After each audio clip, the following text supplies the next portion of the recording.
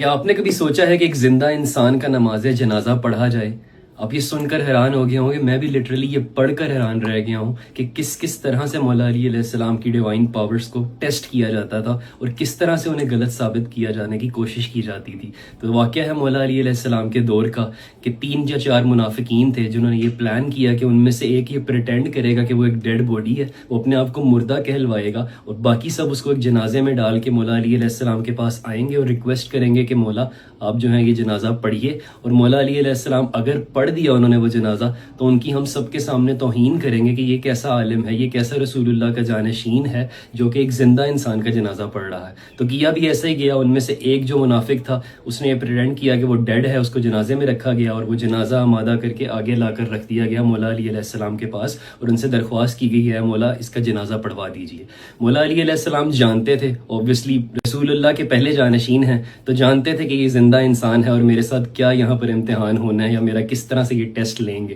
تو آیا وہ ان سب سے جو پوچھا گیا، انہوں نے مولا علی علیہ السلام سے کہا کہ علی اس کا جنازہ پڑھا دیجئے۔ تو مولا علی علیہ السلام نے ان سے سوال کیا کہ پڑھا دوں؟ ایک دفعہ سوال کیا، انہوں نے کہا پڑھا دیجئے۔ دوسری دفعہ سوال کیا، پڑھا دیجئے۔ تیسری دفعہ پھر سوال کیا، پڑھا دیجئے۔ تو فائنلی اور ڈیسائیڈ یہ ہوا ان سب منافقین کے درمیان کہ جیسے ہی اللہ اکبر کی آواز علی بلند کریں گے ہم جنازے کو ٹھوکر ماریں گے، اور وہ جیسے ہی انسان جو مڑا ہوا ہے وہ اڑ کے کھڑا ہو جائے گا اور ہم سب کے سامنے مولا علی علیہ السلام کی توہین کریں گے کہ یہ تو ایک زندہ انسان کا جنازہ پڑھا رہے تھے۔ ہوا بھی ایسا، انہوں نے یہ سوچا ایسا ہی تھا، جیسے ہی مولا علی علیہ السلام نے اللہ اکبر تکبیر کی آواز بلند کی تو وہ شخص اٹھ کے کھڑا نہیں ہوا مولا کی تکبیر جاری کرنے کے بعد، اور نماز جنازہ کنٹینیو رہی۔ وہ سب جو ہے ٹھوکریں مارتے رہے جنازے کو، لیکن وہ نہیں اٹھا۔ آخر ان سب نے یہ ڈیسائیڈ کیا کہ ہم مولا کی بارگاہ میں جائیں گے اور انہیں یہ سارا ماجرا بتائیں گے۔ وہ مولا علی علیہ السلام کی بارگاہ میں گئے اور بتایا ہم تو اس کو زندہ لائے تھے، ہم نے پلان کیا تھا، ہمیں معاف کر دیجئے کہ ہم آپ کی توہین کریں گے۔ اس پر مولا مسکرائے، مولا نے کہا میں جانتا تھا، اس لیے میں نے تم سے 3 دفعہ پوچھا تھا، تینوں دفعہ تم نے کہا پڑھ دیجئے۔ اور انہوں نے کہا اب کیا ہوا، یہ کیا ہوا؟ مولا علی علیہ السلام نے کہا ایک جنازہ ہوا ہے ایک مردہ انسان کا، اور تو کچھ بھی نہیں ہوا۔